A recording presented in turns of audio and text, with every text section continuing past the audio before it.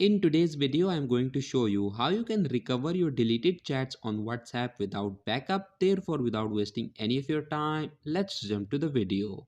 So in order to recover your deleted messages on WhatsApp without backup, what you have to do is to click and hold on this WhatsApp's logo.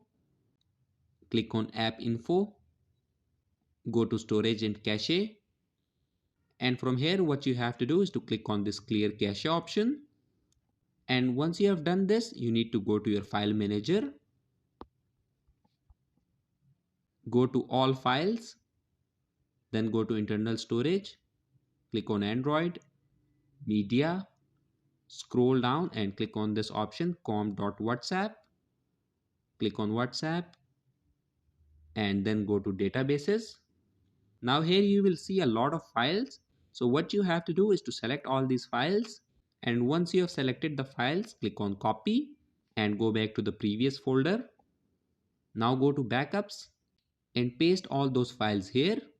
And that's it. Once you have done that, your deleted messages on WhatsApp will be recovered without backup. So that was it for this video, and I'll see you guys in the next one. Peace out.